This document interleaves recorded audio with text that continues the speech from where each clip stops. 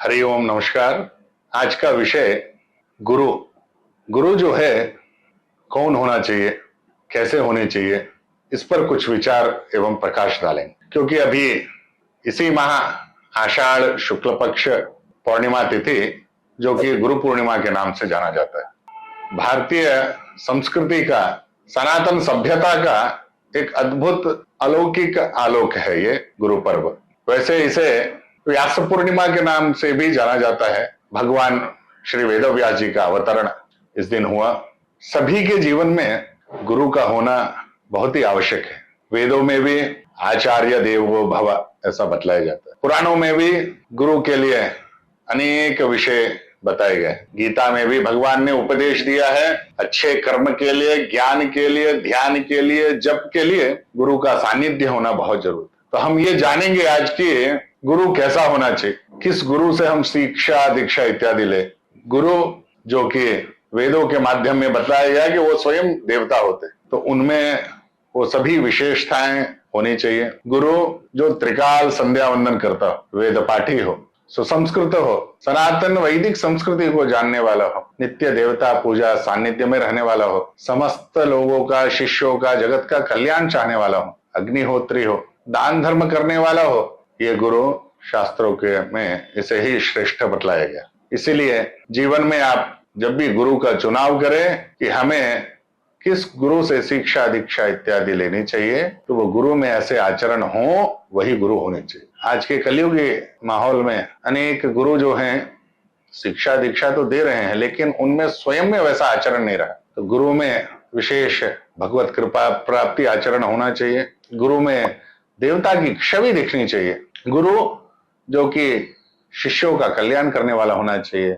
निस्वार्थ भाव से शिष्यों में उनके जीवन में आए हुए अंधकार को हटा करके प्रकाश लाने वाला होना चाहिए।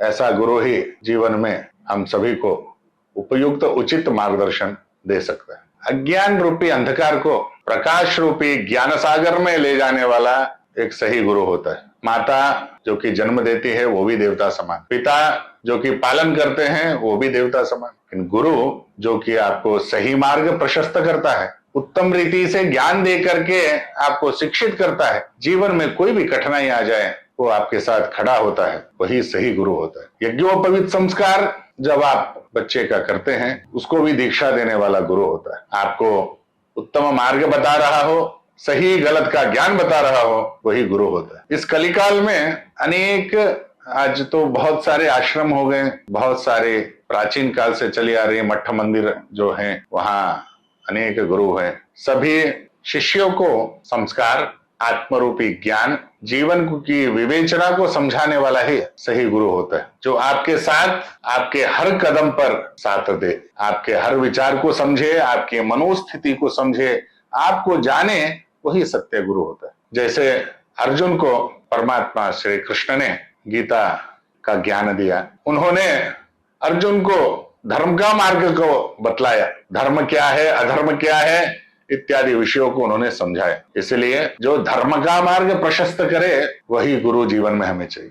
इसीलिए इस गुरु पूर्णिमा आप सभी जो दीक्षा लेना चाहते हैं वो उत्तम गुरु का चयन करें, जो सुसंस्कृत हो, वैदिक हो, उनसे दीक्षा लेकर के अपने जीवन को दीक्षित करते हुए सही मार्ग पर प्रशस्त हो, आगे बढ़े। इससे भगवत प्रेरणा विशेष रूप में मिलती है। जो व्यक्ति दीक्षित हो जाता है उस पर भगवान भी विशेष अनुग्रह कृपा करते हैं। दीक्षित हो जाने पे कुछ साधारण से नियम होते हैं जिन्हें पालन करना अति आवश्यक है। थोड़ा देवता सानिध्य बढ़ना, गुरु मंत्र इत्यादि का जप करना, सदाचार आचरण में रहना, अभक्ष्य पदार्थ इत्यादि का त्याग करना। जितना आप प्रयत्न करेंगे सात्विक बनने का, आपका जीवन भी विशेष रूप से ज्ञान मार्ग की ओर प्रशस्त होगा। तो गुरु जो है वो ज्ञान मार्ग को प्रशस्त करने के लिए ही आपके जीवन में। इसीलिए इस आषाढ़ शुक्ल पक्ष गुरु पूर्णिमा के दिन आप अवश्य ही दीक्षित हो, अच्छे सद्गुरु आपके जीवन में आए। आपका भविष्य जो सुगम होना चाहिए उसको बनाने के लिए